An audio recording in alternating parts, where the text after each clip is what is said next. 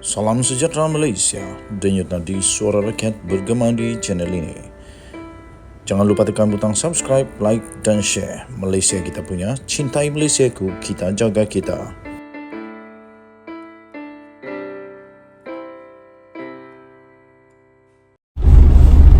Salam sejahtera Malaysia, denyut nadi suara rakyat bergema di channel ini. Masih lagi mencari parking yang secara magicnya lesap. Wah, tiba-tiba saya dapat mukjizat ini. Satu miracle.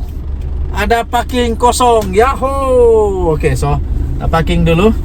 Pelan-pelan parking, kena berhati-hati.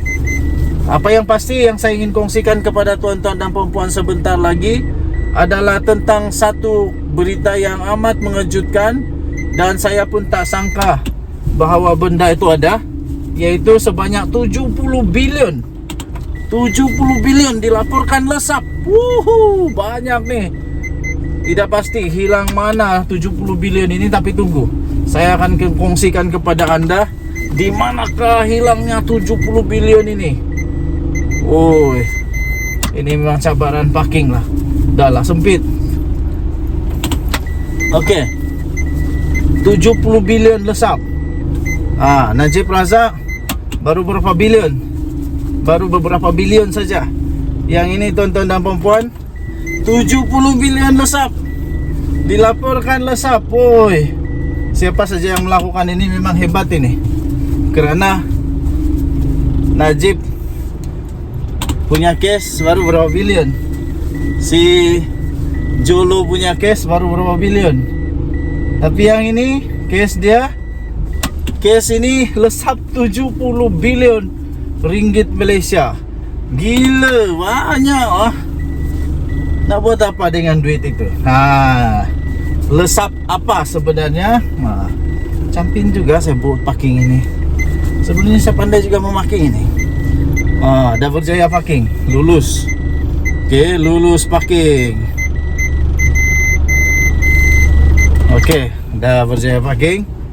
Okey, tuan-tuan dan puan-puan yang dihormati sekalian, sebenarnya hasil cukai,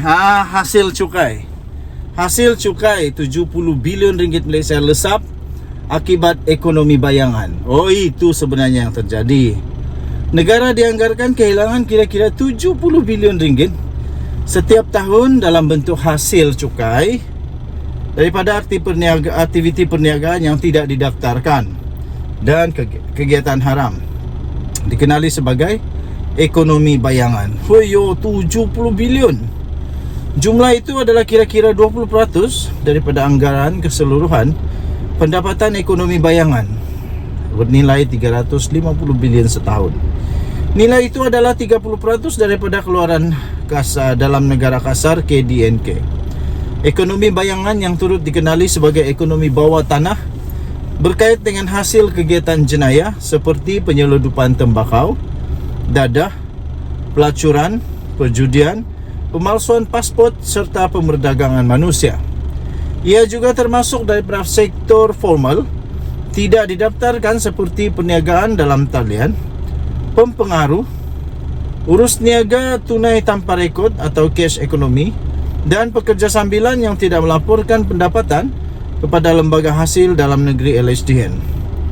Laporan tinjauan ekonomi 2021 yang dikeluarkan oleh Kementerian Kewangan MOF menganggarkan saiz ekonomi bayangan Malaysia secara purata adalah 33.7% daripada KDNK antara 1990 sehingga 2019. Ketua Pegawai Eksekutif LHDN, Datuk Dr. Muhammad Nizom Sari berkata sebanyak 894,027 kes gagal patuh borang nyata membabitkan taksiran dibangkitkan bernilai 6.09 bilion diselesaikan di antara tahun 2020 sehingga pada tahun lalu. Okey, so itu yang sebenarnya yang berlaku ya, iaitu hasil cukai 70 bilion lesap akibat ekonomi bayangan. Okey, jadi harap-harap negara Malaysia punya ekonomi semakin maju. Harap-harap semuanya okey-okey saja. Denyut nadi suara rakyat bergema di channel ini. Bye-bye.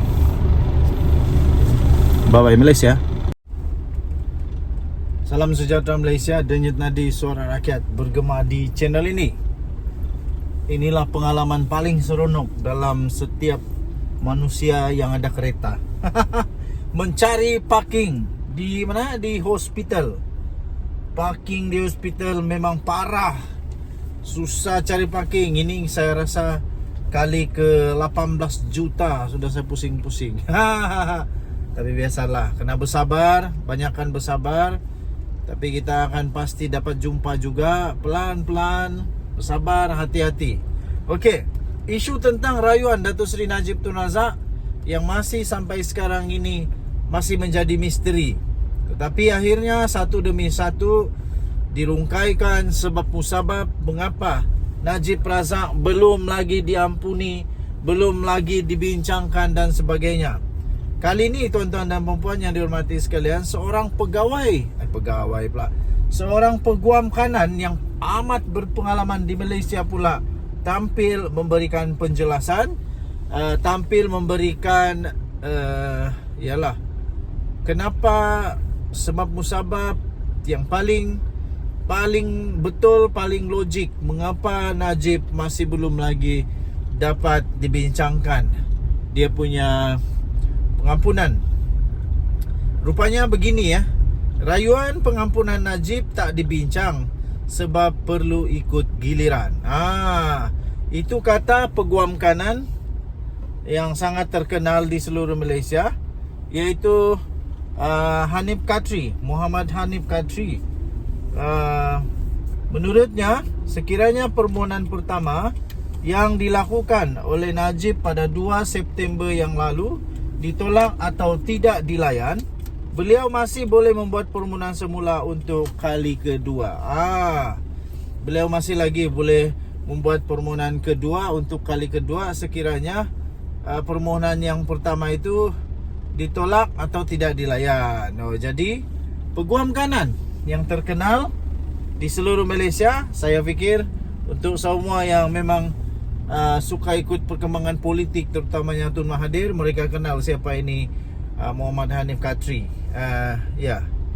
Okey. Rayuan pengampunan oleh bekas Perdana Menteri Datuk Seri Najib Tun Razak masih tidak dibincangkan. Pada persidangan ke-59, lembaga pengampunan kerana ia perlu mengikut giliran. Betul lah tu. Ini bukan pasal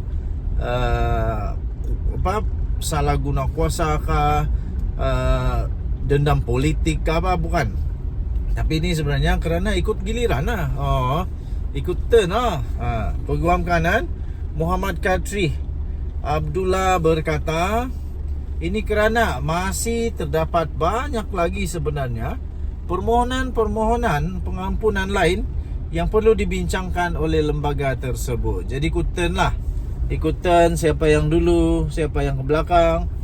Kenyataan setiausaha lembaga pengampunan bagi wilayah Persekutuan Kuala Lumpur, Labuan dan Putrajaya, Datuk Seri Khairul Zaimi Daud berkata, dokumen Najib masih belum boleh diproses kerana atas sebab banyak lagi pengampunan lain yang sedang menanti giliran. Okey. Jadi itulah sebab dia ya tuan-tuan dan puan-puan, kerana permohonan Najib perlu ikut giliran. Lagi pula Najib baru berapa bulan di penjara. Jadi mungkin agak tak adil lah. Agak tak adil bagi undang-undang di Malaysia kalau Najib di penjara baru berapa bulan keluar. Sebab ada proses-proses dalam lembaga pengampunan. Perlu lihat perkembangan, perlu lihat dia punya perubahan di penjara, dah bertobat ke belum, semua itulah perlu dilihat. Okey, Denyut Nadi Suara Rakyat bergema di channel ini.